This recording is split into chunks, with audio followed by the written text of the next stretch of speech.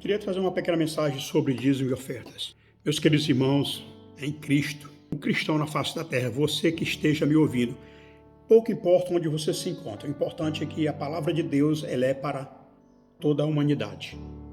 Meus irmãos, a Bíblia diz em Malaquias 3,10, trazei todos os dízimos à casa do tesouro, para que haja mantimento. A Bíblia também diz que na época da igreja primitiva, dos apóstolos Paulo, Pedro, Tiago, João, André, Bartolomeu, todos eles, logo após a ascensão de Cristo, depois do grande Pentecoste, o que aconteceu? Os irmãos traziam as ofertas, muitos vendiam suas propriedades e traziam para os apóstolos. Okay? Só que tem muita gente, tem muitos pastores vagabundos aí, sabe? Tem muitos agentes de Satanás infiltrados, porque um verdadeiro pastor, um homem de Deus, ele jamais faria isso. Um homem que realmente tem a chamada de Deus, jamais faria isso. Quem faz isso são os infiltrados, são os filhos de Satanás, os agentes de Satanás. Ou você pensa que Satanás não tem igreja? Você pensa que Satanás não tem pastor? Ele tem os deles. Está no meio do povo de Deus. Se filtraram. Veja a parábola do joio e do trigo. O dono da seara plantou sua seara, né? E os empregados foram dormir. À noite veio o inimigo, o adversário, e plantou o joio. Quando amanheceu o dia, o joio estava no meio do trigo. Lembre-se que os apóstolos pediram para que o dono da seara arrancasse. Ele disse, não, deixe, no último dia vai ser separado. O que eu quero dizer com isso? Meus amados irmãos, quando os apóstolos, a igreja primitiva trazia as ofertas aos pés dos apóstolos, os apóstolos dividiam com os necessitados. Lembre-se que a igreja primitiva tinha uma preocupação muito grande de cuidar dos órfãos e das viúvas. Chegou a um tal ponto que, no meio a luta era tão grande que os apóstolos não davam conta de consagrar tempo à palavra, à oração, à pregação, ao ensinamento e distribuir, né, as ofertas para os necessitados. Chegou a um tal ponto que até os órfãos, as viúvas foram negligenciados e houve uma reclamação da parte da igreja, né, dos anciãos. Foi lá que eles escolheram os diáconos, do qual Estevão era um deles.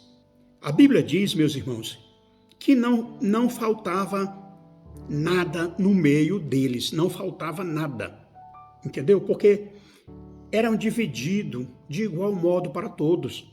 Não havia necessidade no meio da igreja. Hoje, meus irmãos, naquele tempo, os apóstolos não exigiam.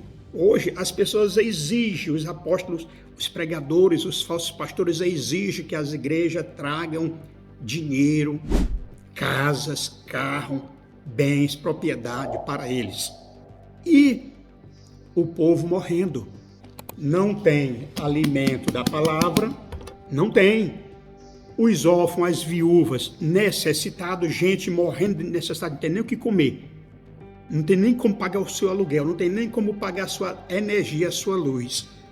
Agora eu te pergunto, crente, você que está numa igreja, numa denominação dessa, tu acha que é certo ainda, rapaz? Tu tá aí? Meu irmão, pegue a palavra de Deus, olha, leia a Bíblia, vá orar, peça a Deus discernimento. Eu sempre digo que hoje a igreja brasileira, a igreja de Cristo na face da terra, nunca teve tanta necessidade nesses últimos dias do dom de discernimento, como nunca houve essa necessidade. Porque, gente, é tanta heresia, é tanta mentira, é tanta falsidade, é tanta hipocrisia, é tanta roubalheira na casa de Deus, e os crentes estão lá, os babacas, sabe, com a boca aberta, fica, sabe, ouvindo, se alimentando de tudo que eles ouvem. Meu irmão, se me derem um peixe para me comer, eu coloco ele aqui em cima da mesa, ok? Mas eu só como a carne, as espinhas eu deixo tudinho. Meu irmão, peça a Deus sabedoria, peça a Deus o dom de discernimento. Se tu estás em uma igreja dessa, cai fora, rapaz. Isso não é de Deus. Em muitas igrejas hoje, Jesus não está mais não. Deus foi até expulso dessas igrejas. Deus foi expulso, o Espírito Santo não está mais nelas. Por quê? Porque a maneira das pessoas viver, só pregam mentira, só pregam orgia, sabe, o pecado. As pessoas fizeram até parceria com o pecado, com as coisas do mundo. Meu irmão, está escrito em Gálatas, capítulo 5, versículo 16. Porém vos digo, vivei em espírito e não satisfazeis ao desejo da carne, meu irmão.